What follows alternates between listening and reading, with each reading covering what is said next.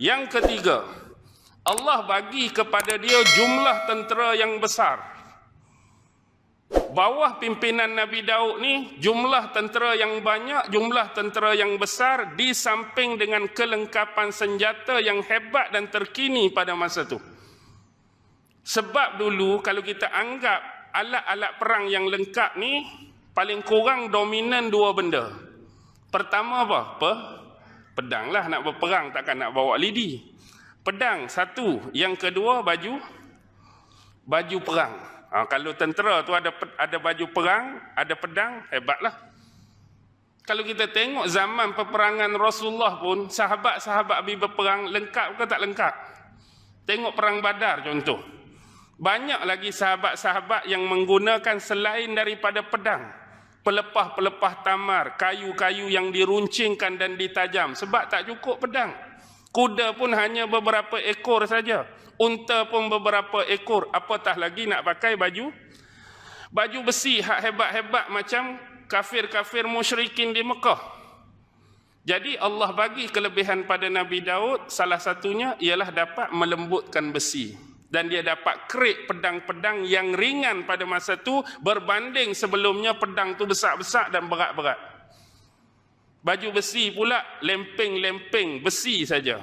Kali ni Nabi Daud buat baju besi buat pertama kali secara berantai. Nah, tengok tak baju besi jenis macam ada rantai-rantai. Itulah zaman Nabi Allah Daud. Baik. Yang keempat, husnus saut. Allah bagi kepada dia kemerduan suara. Suara dia sedap, suara dia bagus bila mengalungkan tasbih dan puji-pujian kepada Allah. Sedap lagu mana sehingga kan Allah sebut, wahai gunung-gunung, wahai burung-burung, bertasbihlah bersamanya berulang-ulang kali. Jadi bila Nabi Allah Daud bertasbih, maka gunung-gunung ikut bertasbih bersama dengan dia. Burung-burung pun berhenti bertasbih sekali dengan Nabi Allah Daud. Bahkan dalam riwayat Imam Qurtubi dalam tafsir dia Al-Jami' li Ahkamil Quran, air yang mengalir tu berhenti. Air sungai ke air apa ke sepatut mengalir, bergerak, tapi berhenti kerana kemerduan suara alunan Nabi Allah Daud alaihi salam. Kalau kita pula lagi mana? Berhenti ke lagi laju? Ayat lagi laju, serabut dengar. Lalu kau tu slow dah. Serabut, suara tak sedap, lagi cepat. Baik, tu 4. Kalau rujuk tafsir Imam Qurtubi bukan 4, 9 tuan-tuan. 9 keutamaan yang Allah bagi pada Nabi Daud. Saya ringkaskan. Nombor 1, an-nubuwah war risalah. Sama seperti Imam Ibn Kathir. Yang kedua, az-zabur. Sebab memang Allah turunkan kitab Zabur pada Nabi Daud. Taurat pada Musa, Zabur pada Daud, Injil pada Isa dan Al-Quran pada Nabi Muhammad.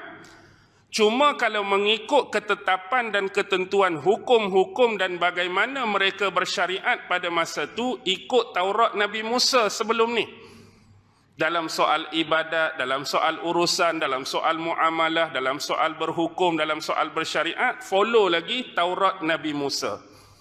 Zabur ni dia lebih kepada madih, lebih kepada puji-pujian, lebih kepada doa-doa.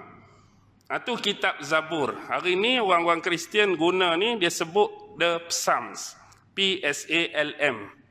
Kalau jumpa kitab dengan tajuk tu, itulah merujuk Zabur. Kalau Arab dia panggil Mazamir. Okey.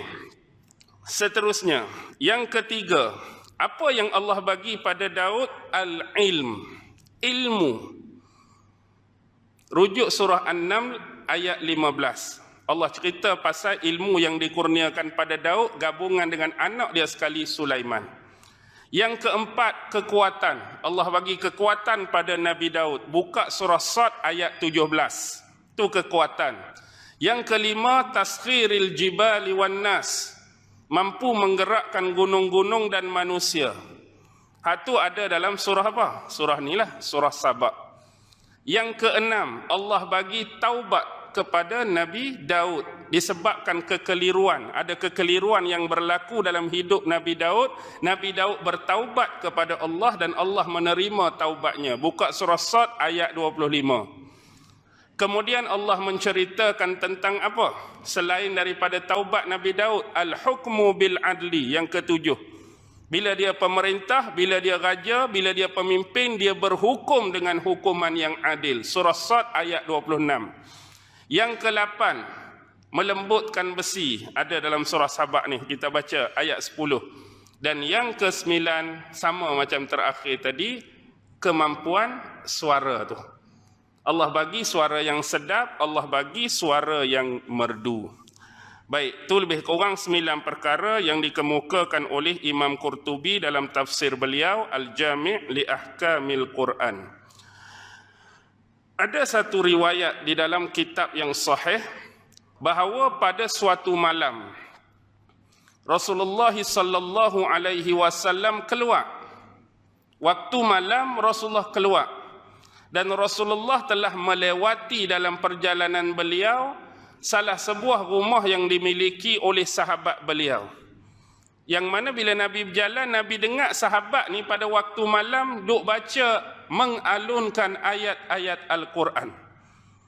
Nabi berhenti di situ, Nabi dengar sahabat ni duk baca Quran. Sebab apa Nabi berhenti? Sebab kebagusan, kemerduan suara dia mengalunkan Al-Quran.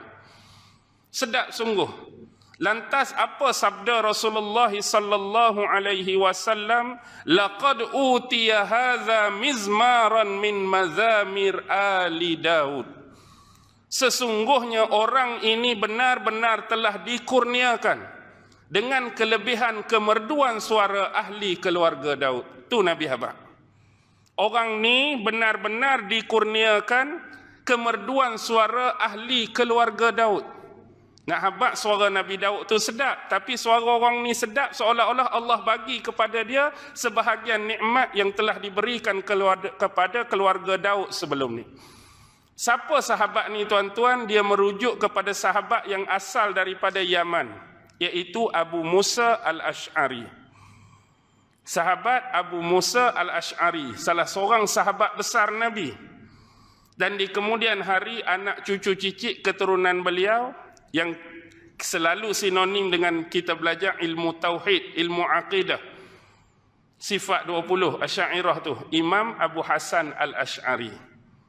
Tu cucu cicit dia lah tu, Imam Abu Hasan Ash'ari ni. Ni nenek moyang dia yang hidup sahabat zaman Nabi, Abu Musa al-Ash'ari.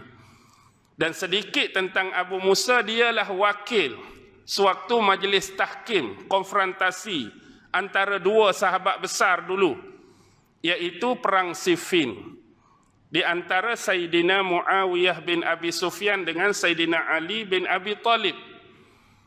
Jadi bila berlaku majlis tahkim, majlis perdamaian tu, Abu Musa Ash'ari mewakili pihak Sayyidina Ali, manakala pihak Muawiyah diwakili oleh sahabat politik yang licik, iaitu Sayyidina Amru bin Al-As. Itu cerita panjang lah. Baik, seterusnya ada satu pandangan yang dibawa oleh Imam Ibn Katsir yang datang daripada Abu Musa An-Nahdi.